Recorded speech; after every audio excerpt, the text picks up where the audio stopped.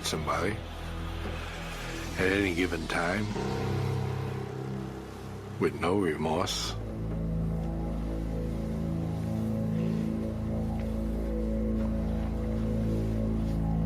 And who could do it over and over again without it bothering them. Did you think of yourself as an assassin? Assassin?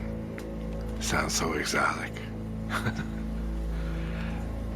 I was just a murderer. And I happened to be watching these people, and there was a couple of gay people dancing and whatever, and nobody was paying them no mind whatsoever. They were walking anywhere, going anywhere, because people basically don't look at gay people. But the idea came to me, yeah, try to act gay, but how in the hell am I going to get by? A 300-pound gay man. I mean, you know, that's a little bit far-fetched. So I went to the extreme of far-fetched. I got this loudest costume you'd ever want to see on. I mean, I went full-blown gay person. Of course, maybe the other gay people are going to be pissed off at me, but I'm not saying anything bad about them. But I got this canary yellow sweater and these bright pants, and I got these elevated shoes, which I'm tall to begin with. Now I got these thing shoes on, and I acted like a full-blown gay person. I mean, and I got on this thing, and I'm doing this like dancing bit, and I get onto this thing, and they got these lights, and I hate those lights, by the way, those strobe lights. Man, I hate those lights. You can't see good with them lights, and it messes up my eyes. So anyway, I'm trying to get close to this guy. So I'm doing this crazy thing. I'm acting real swishy. I guess that's what you would call it. And I get up close to this guy, and I bump into him. But everybody's bumping into everybody.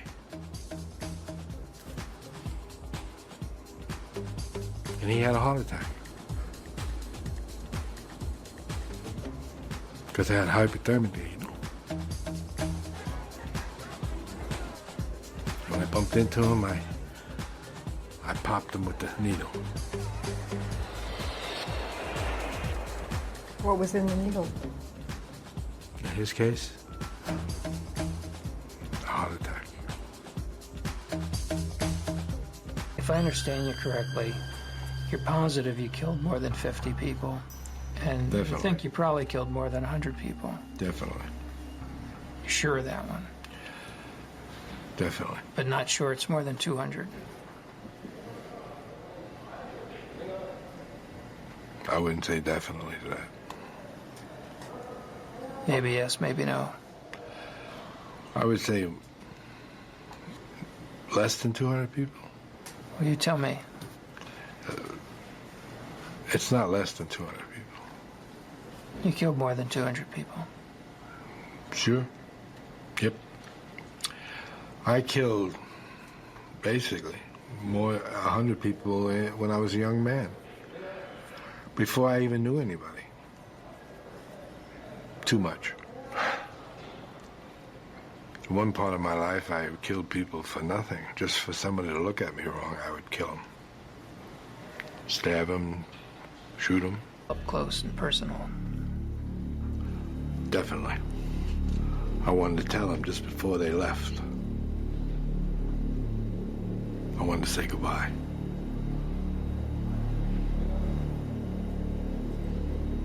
Did you like to look them in the eye? I wanted them looking straight at me. This was a long way away. The distance we are now. We were closer. What did you want them to think as they died? Just see my pretty face. I take it to them. But the last thing they ever saw was me. And if they carry that glimpse to eternity, infinity, or whatever it is, they're going to be thinking of me all that time. I would see the blankness come over it. I'd watch them die. I just didn't shoot them and walk away. I saw the surprise, the shock, the blank. Psst. They're gone. And all I saw was my reflection. But that's it. Did you ever let anyone go for whatever reason? Did you ever decide to let someone go? Yes.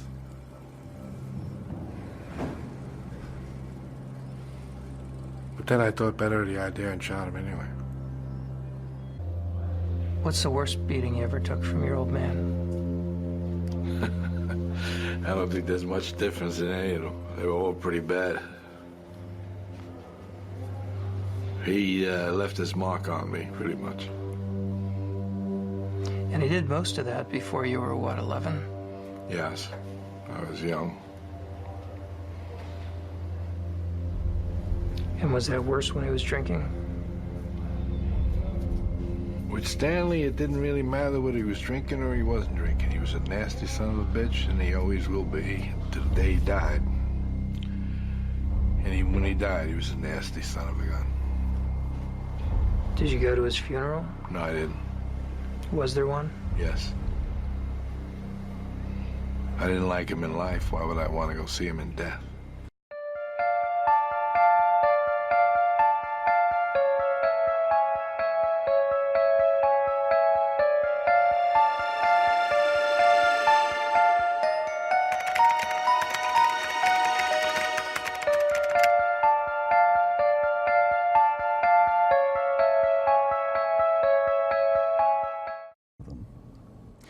One of your dad's biggest questions is when you began to slip away, when you crossed over into this world of obsession or dark fantasy from which you just couldn't return. I think it was around age 14 or 15. Started having obsessive thoughts of violence. Intermingled with sex, and it just got worse and worse. I didn't know how to tell anyone about it, so I didn't. I just kept it all inside. One of the biggest things that I've been wondering is just how on earth, how it got established with entrails, you know, with Right. insides of dogs or foxes as you made your way around the neighborhood on. I think it on your bicycle. maybe started out as just childhood curiosity. Just to and- see what it looked like Right. inside, or Right, and something went wrong. Was there some pleasure in the cutting open of the animal? Yes, there was. No sexual pleasure, but just a. It's hard to describe.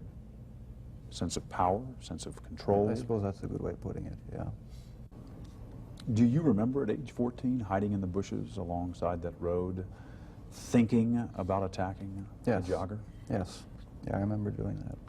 So that's the point at which it shifted from animals to people. Years 14 or 15 in that area, yeah. Home alone. I wish I just kept on going, but I didn't. Turned around, picked him up, and that's when the nightmare became a reality. What happened after you took him to the house? We talked, had some drinks. I knocked him out, and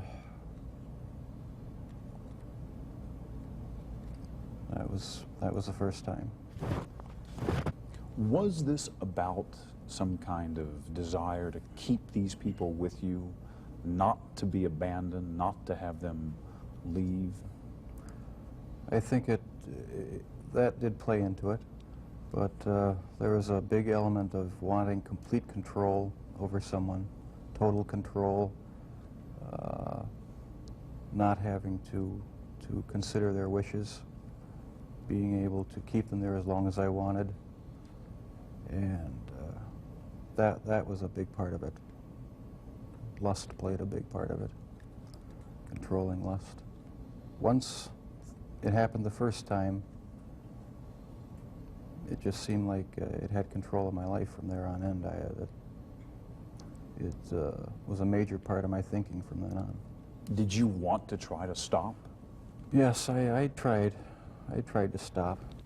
And the killing did stop, for a while. But Jeffrey says in 1984, while living here at his grandmother's house in Milwaukee, his violent compulsions consumed him once again. One night, cruising these bars in downtown Milwaukee, he met a young man and took him to this hotel. I had put some sleeping pills in his drink to render him unconscious. And was just going to spend the night with him. When I woke up in the morning, my forearms were bruised, and his chest was bruised, and blood was coming out of his mouth. He was hanging over the side of the bed, and I have no memory of beating him to death, but I must have. And that's when it all started again. And once it started again, you found it impossible to stop. Right, that's when the obsession went into full swing. My only objective was to find the best looking guy that I could. I went to bathhouses, I went to bars, shopping malls. Their sexual preference didn't matter to me. Did their race matter to you? No, their race didn't matter to me. The first two young men were white. The third young man was American Indian. The fourth and fifth were Hispanic. So no, race had nothing to do with it. It was just their looks. Was it the killing that excited you, or is it what happened after the killing? No, the killing was just a means to an end. That was the least satisfactory part. I didn't enjoy doing that. That's why I tried to create living zombies with muriatic acid in the drill. Just wanted to have the person under my complete control to do with as I wanted. It's not easy to say that, but that's what the motive was. Was there something sexual in the dismemberment of the bodies for you? As time went on, yes, I did get there was a sexual part to that. I started saving the skeletons and preserving other parts. And one thing led to another. It took more and more deviant type behaviors to satisfy my urges, and so it just spiraled out of control. Why the cannibalism? That was another step. It made me feel like they were a permanent part of me. Besides the just mere curiosity of what it would be like, it made them feel that they were a part of me, and it gave me a sexual satisfaction to do that. I had to do a lot of lying, a lot of covering up, a lot of pretending. Were there times when your dad may have been closer to discovering what was going on than even he knew? The box incident was about as close as it came, yeah. It was about a 1 foot square box, metal and wood box. My dad one week came to visit and happened to see it, and he was wondering what was in it. He didn't know. Nobody knew. And I said, Jeff, open it up. I just want to see what's in there. We got into a bit of an argument because I wouldn't open it up. And I said, Jeff, open it up, or I'm going to just take it down into the basement and get a screwdriver or something and open it up. I was thinking, I've got to stop this from happening.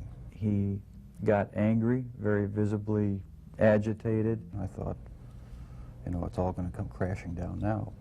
Not fathoming what could be in that box, I said, okay, we'll just open it up tomorrow then, and then let's get rid of it, whatever it is. What was in the box? The mummified head and genitals of a young man I met in one of the bars down in Milwaukee. But the box was never opened, not in my dad's presence. And so the lies continued. And so did the murders. I didn't have to be accountable to anybody. I felt that I could keep it in my own secret little world, keep everything under control, and would never have to deal with the consequences. And so things just progressed from bad to worse. Your dad. As far as I'm concerned, they're all excuses. I feel it's wrong for people who commit crimes to try to shift the blame onto somebody else, onto their parents or onto their upbringing or living circumstances. I think that's just a cop-out. I take full responsibility.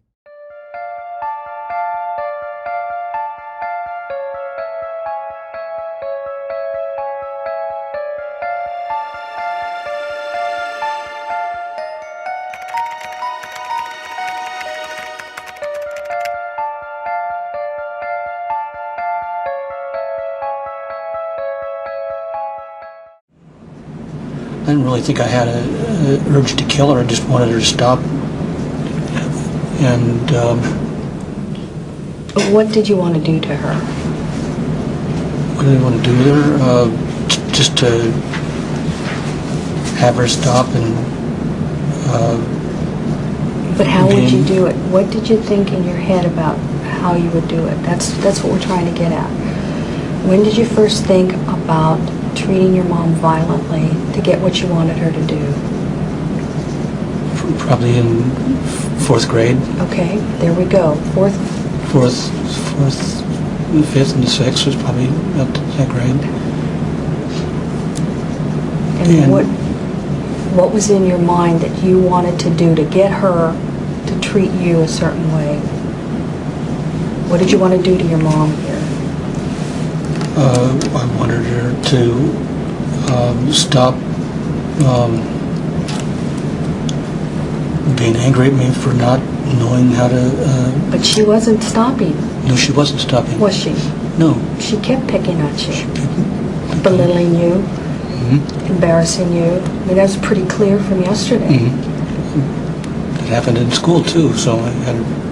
So what was your way of retaliating against her in your mind? And what were you thinking to do to your mom?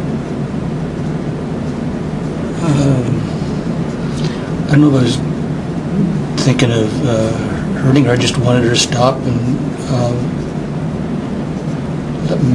let me alone.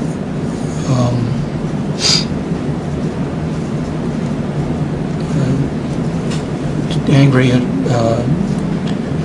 her for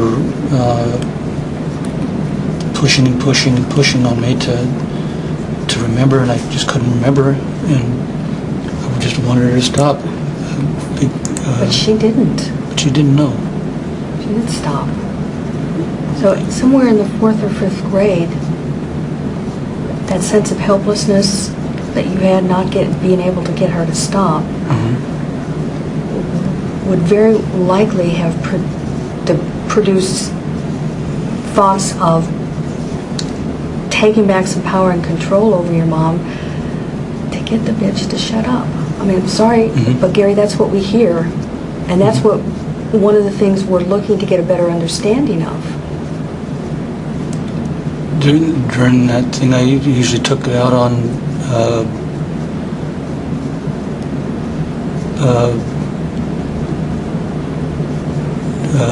other things instead of hurting her.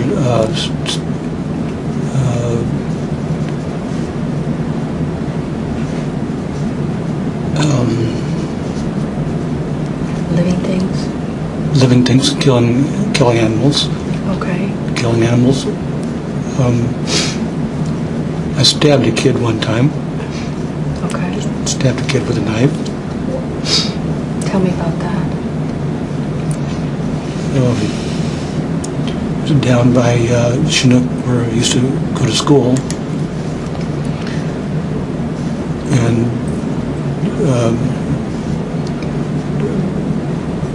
boy was playing. I stabbed him in the side and didn't kill him.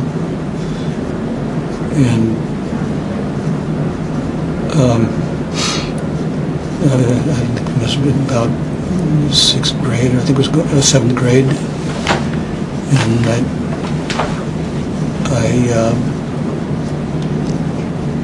was at the same time I was breaking out windows, throwing rocks at windows at school. Not interested in that.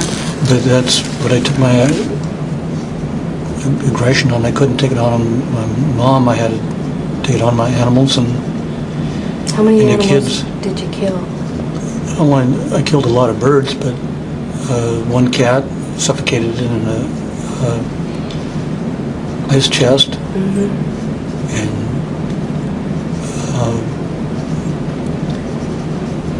shot babies at dogs to hurt them, and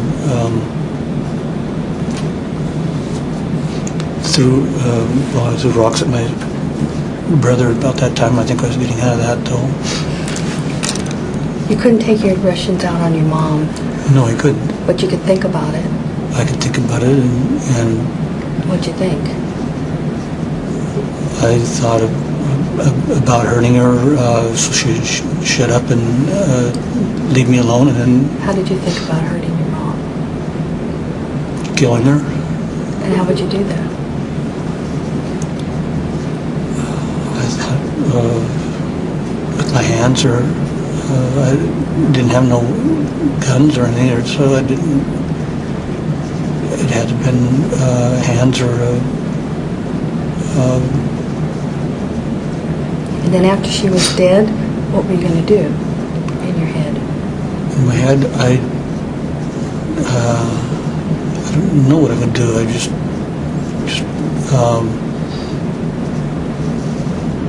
wanted her to stop. One time there, they were going to put me in a special school.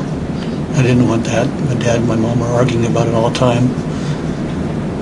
And it was for retarded people, and I wasn't retarded, I don't think. So I was mad at them for wanting to put me away from other kids. And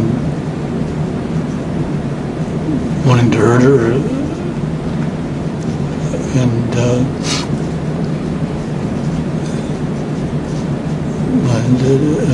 hurt her bad. What does that mean? Hurt her bad. Help me to understand that. Just beat her up so she would leave me alone, and How would you do that in your head? my hands, beat her up with my hands,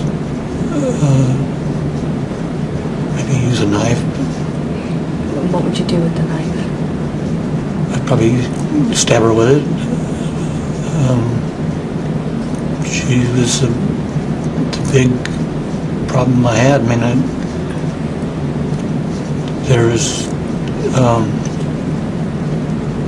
my dad wasn't around that much. He was working all the time, and she was one of us in control, and she was constantly trying to get me to do better in school, and I just couldn't do better. I wanted to have her stop, and the only way was to kill her, to hurt her bad. Help me explain, help me understand the knife. Well, the knives are in the drawer. That would be, I used a knife on that, stabbed that boy, and used a knife on her if I wanted to. It's a way of killing, and Okay, so walk me through what you were going to do with the knife in your head to your mother.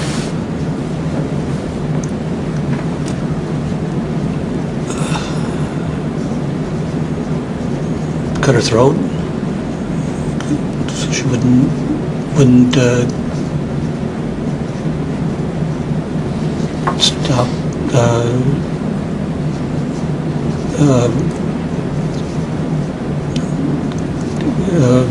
degrading me and putting me into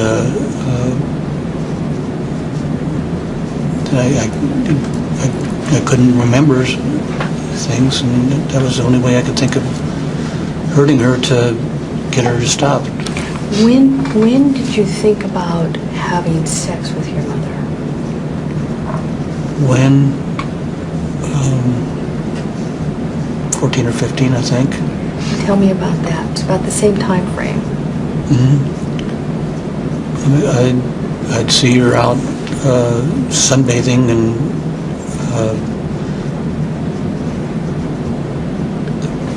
I feel that she'd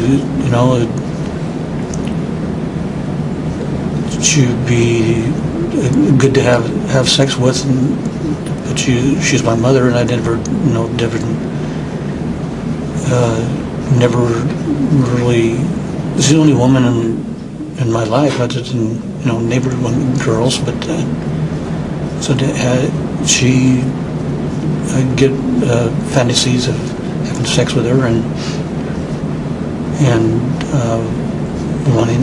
wanting to, but being restricted on that part. Explain to me fantasies and restricted on that part. Well, because if she's my mother, it's not right for having sex with your mother, and she was always in two pieces, and when she'd come off work, she'd go in the backyard, so it was inviting to fantasize with her, because she was there sunbathing and tan, and it was something that really intrigued me. It's all women like this. They're different, and it roused me to. I get a hard on sometimes, and it was the only time I had an opposite sex. In class, everybody's clothed and stuff like that. This was a woman that was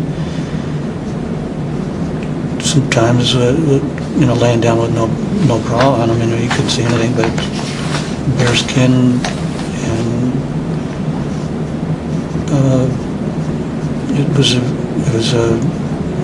was a turn on in a way, and I enjoyed looking out the window at her when she wasn't watching. Did your mom enjoy that?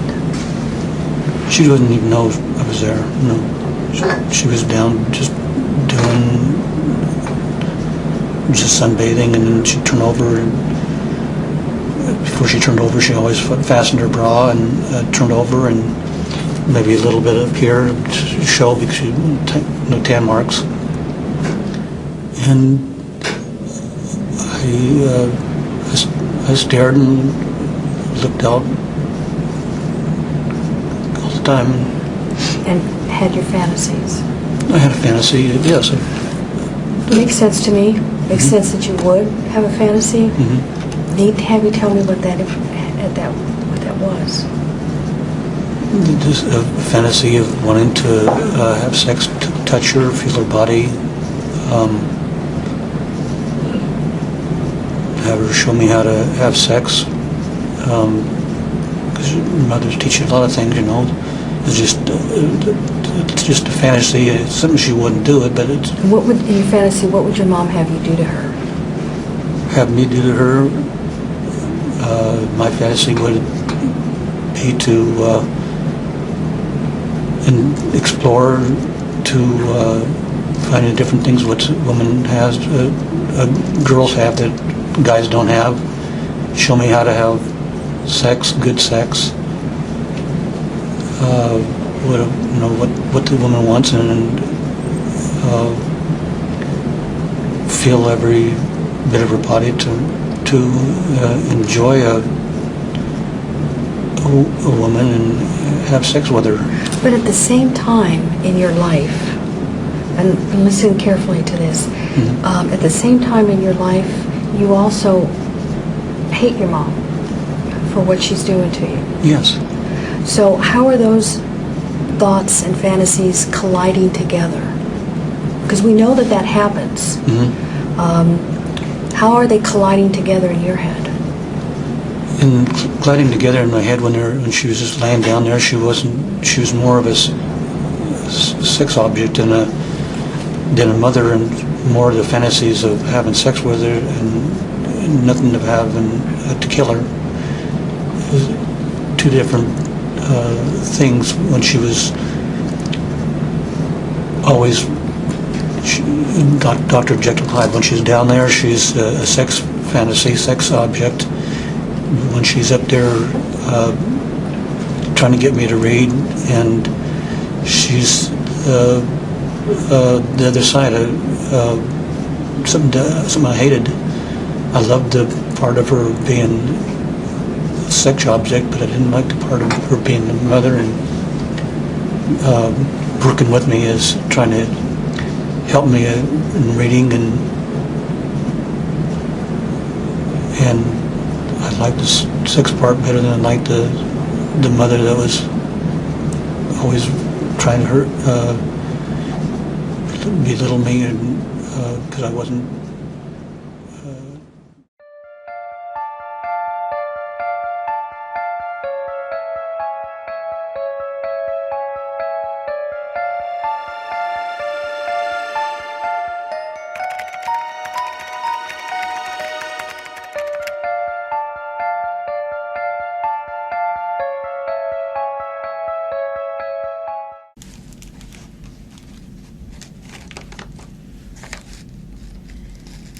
So did you have any involvement in the death of the male that we just spoke about a short while ago, Gabriel Cavari or Gabriel Klein?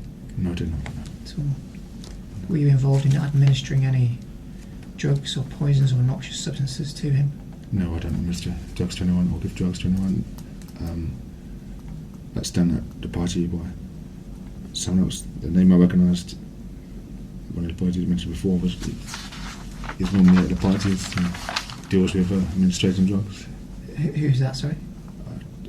Daniel. Recognised him. Sometimes he deals, he hands out the drugs to the guests. Daniel. This is the male Yeah. that we spoke of earlier. So, it might not be the same guy, I really don't know, but he's the only Daniel I know. Or,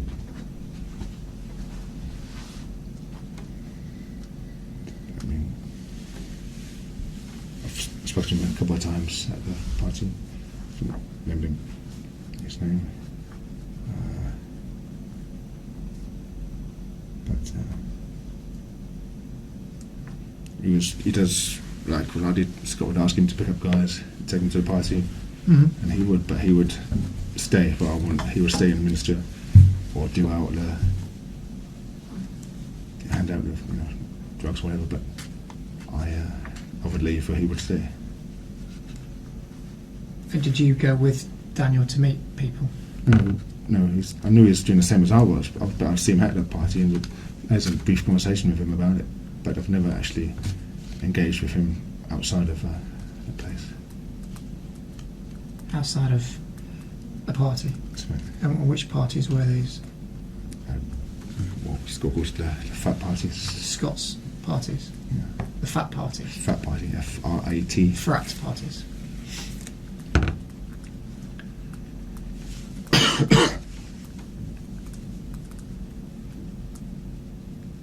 So when was the first occasion that you met the person that you're talking of, someone that you know as Daniel?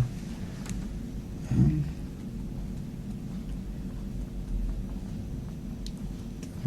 think I was on the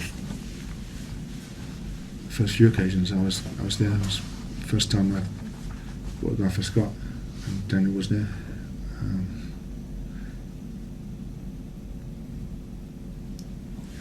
So I don't even know if it is the same Daniel I was talking about, but he's the only Daniel I can recall as such.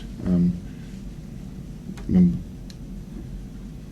I think his name was Whitworth. It rings a bell, but You think his name was Whitworth? I mean, if he's tall, almost as tall as me, I think, brown hair, slim.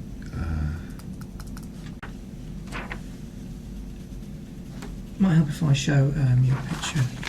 We'll call this CRT. See, this is Jack Taylor. Do you recognise that mate? No.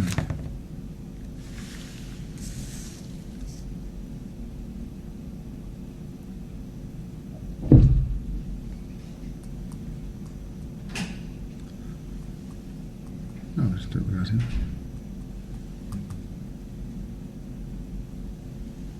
No.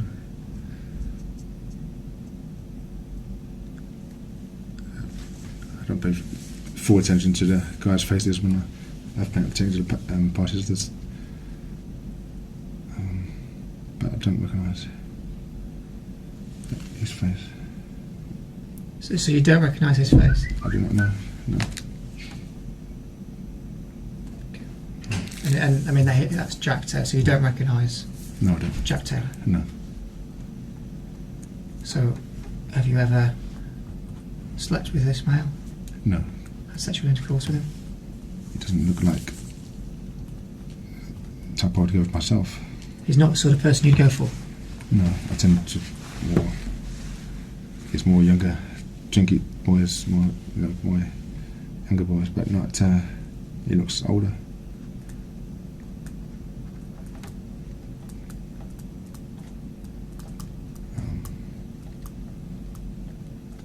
He could be similar to the type I've taken to parties, but I don't recognise him as being one of them. So you don't recognise him as being one of them? No. No. Okay.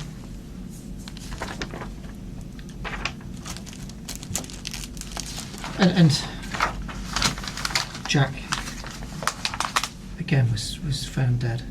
It was on the 14th of September, 2015. Stephen, did you have any involvement in his death? I did not know. No. Did you kill Jack Taylor? Did not know. No. Did you administer any drugs or noxious substances to him I did not know. with the intention of causing him harm? No.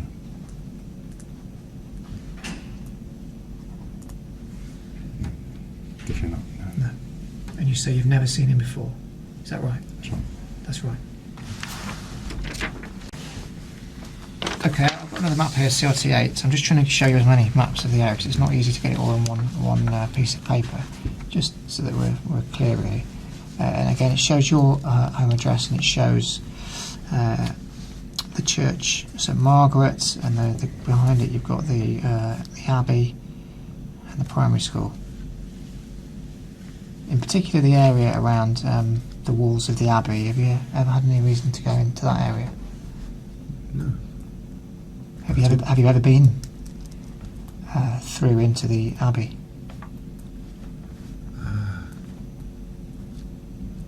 No, I haven't. No.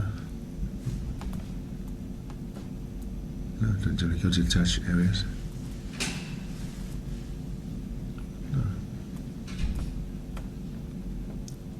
No. I think I once went to that church with my ex-Danny. Went to the church on a Christmas day. Went into the church, but that's as far as I got. As far as You've not been into the grounds behind it, where you've got the old Abbey walls. No, gosh, No grounds there. No, it's a spooky, so I won't go there. You've never been in there. No. In all the 8 years that you've lived across the road from the park. I thought it was all private. I wouldn't go there. I think it's a private area. That's the fault. It belongs to the church. It's fairly open, isn't it, when you go past? Would you agree with that or not? And the field's, yeah, the Yeah. field is, but the church bit behind the walls, we won't go past there. Because 3 of the 4 people that have been found dead were found slumped up against the wall here of the Abbey. Gosh. Pardon? Yeah, I didn't know that. You didn't know that? So that's news to you, is it?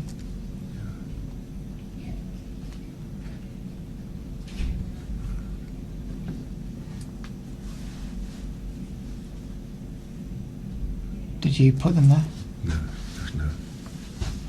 So obviously Anthony was found slumped outside your address with a large amount of GHB in his system. The other 3 men we've been discussing were all found over by the wall area of the Abbey, we can see on the map. Again, all of them were slumped against the wall with a large amount of GHB in their body. Can you account for that at all? No, I can't. I mean, Stephen, did you write this letter here, CRT 11? No, I didn't. The photos of it that's found with Daniel. No. No. If you're not. Are you telling us the truth, Stephen, I'm telling you the truth, yes. about the letter? Yes. 100% truth. About all of these boys? Yeah. Young boys in the early stages of their youth, really, in terms of in their early 20s, all found dead. Stephen? Yeah, I understand, but Close to your house. One of them had been in your house either just before or at the time when he died and was found to have large quantities of a drug in his system. The other 3 were all found just over the road in the churchyard, or just beside the churchyard in that area that we've discussed, yeah. propped up against a wall, short distance from your house, all again with high levels of GHB in them, enough to kill them. Highly unusual way to die for one person. This is 4 all found very close to where you live. All men, young men, type of men that you say that you find attractive. All now dead, Stephen.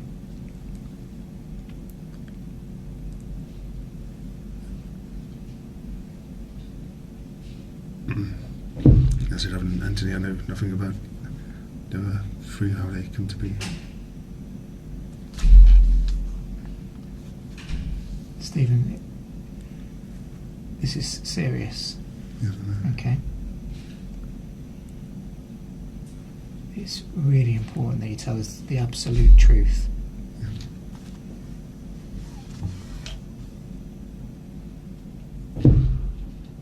Yeah. If I've told you so far is true.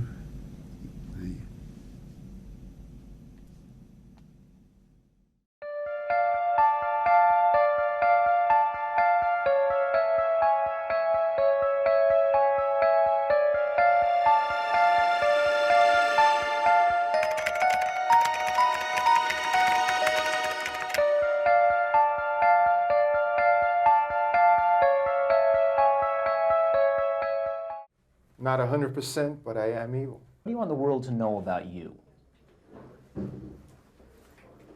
The world has been fed many lies about me. I have read very few truths. Who are you?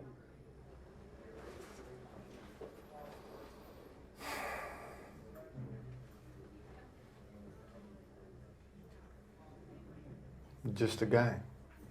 Just a guy. I have friends. That is all I care to say, really. They are open-minded people. Did you kill 13 people? It would be improper for me to comment on my LA convictions and on my pending case here in San Francisco. Why? Because of my appeals. Are you appealing these because you say you're innocent? You didn't kill 13 people? That is correct. You didn't kill 13 people. Again, it would be improper for me to comment in any regard to that question. You have now entered a very rare group of people in this country. You're in the ranks of Charlie Manson, Ted Bundy. You claim you didn't commit these murders, but you're right in there now as far as everybody else is concerned. Serial killers do on a small scale what governments do on a large one. They are a product of the times, and these are bloodthirsty times. Even psychopaths have emotions if you dig deep enough. But then again, maybe they don't. Do you have emotions, Richard? No comment. Tell me what kind of emotions you got going through you right now.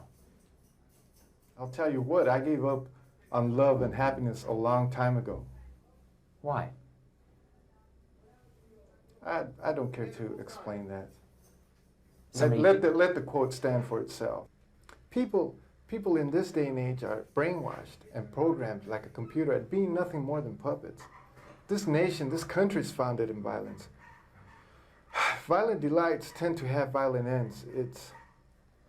Madness is something rare in individuals, but in groups, people, and ages, it is a rule. Killing is killing, whether done for duty, profit, or fun. Men murdered themselves into this democracy. You're good at reading your script, Richard, but you're not much at answering my direct questions. A lot was made that you're a devil worshiper. Do you worship the devil? Have you ever studied Satanism? There are different sects of Satanism.